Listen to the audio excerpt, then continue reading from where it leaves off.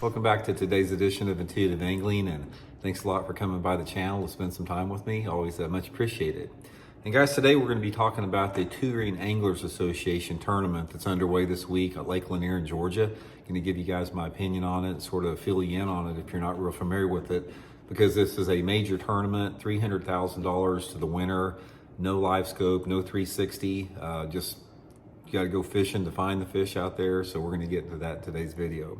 Also, guys, just wanted to remind everybody out there, anyone is interested in booking an on-the-water lesson with me, you can do that by going to my Facebook page, Randy Blockett Professional Angler. Just shoot me a private message, give you all the info for that. And thanks again, everybody out there that continues to support intuitive angling by using all the links I put in the description. It's definitely much appreciated there. Okay, guys, if you're not familiar with this, you probably, if you follow tournament fishing at all, you're probably real familiar with it. There's an organization called the Touring Anglers Association that basically came up with a format earlier this year where they're hosting a series of tournaments around the country, $300,000 for the first place, and no Livescope, that you got to have all your Livescope transducers off, no 360 imaging, anything like out there. It's traditional bass fishing the way that bass fishing is meant to be. And I just want to extend my sincere gratitude to the tournament organization for, you know, having the balls to put that up there in light of all the normalization of spotlighting that we've seen from the other organizations out there that don't have the spine and the backbone to stand up against the electronic companies.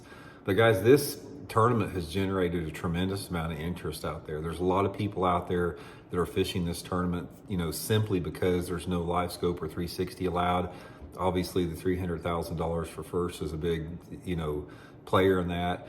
A lot of people have asked me, it's like, Randy, why aren't you fishing that tournament? Well, it's like, you know, $5,000 entry fee. By the time I was down there for a week, that's another $2,500. So that's a $7,500 investment, you know, for me to go down and fish one tournament.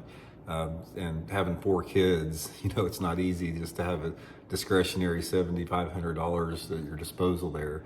So that's the main reason I'm not down there. But anyway, I'm really curious to see the turnout on this. It's like, I look for this to really catch on. And I don't know much about the organization. I'll put the link in the description to the Touring Anglers Association. You know, if you're on board with this, take time to send them, you know, a thank you, or, you know that you're on board with that type of a format. And it's about time, because it's catching on out there. I get messages all the time, you know, every week about different tournaments, you know, here and there, buddy tournaments, club tournaments, little circuits here and there that are banning forward-facing sonar from their tournaments. There's a big movement towards that. And problem you have with that is, until MLF and Bassmaster do the right thing and make that illegal from the tournaments, we're never going to get past this dark period in the sport that we've entered right now, the forward-facing sonar era, which we can put a stop to that at a second. So here's another thing about that is Bassmaster, I don't know about MLF, but I know Bassmaster has been evaluating this entire forward-facing sonar deal in anticipation. A lot of people think they're going to make some changes with that. Guys, don't expect much on this. If anything, look for half measures.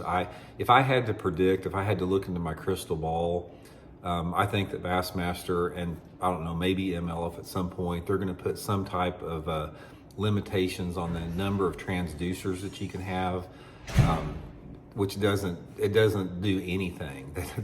You're still using Livescope. It doesn't make any difference if you've got 5 transducers or 1 transducer. You're still Livescoping out there. And they said something about reducing the number of inches of screen that you can have on the boat, which means taking some of the units off. Again, that doesn't do anything. Until you make Livescope illegal from the tournaments, period, it's not going to have any type of an impact there. What are you doing shooting me with that thing? Huh? I just got his Nerf gun. He's been going crazy with it. It's not a Nerf gun. But anyway, guys, I just wanted to let you know about that Touring Anglers Association event going on right now. I'll keep you updated on how the tournament unfolds, and you know, hope it's super successful. Hope they can go on and grow big time with this, because they're doing the right thing. So I'll let you guys know how it goes this week. Thanks for tuning in. We'll talk later.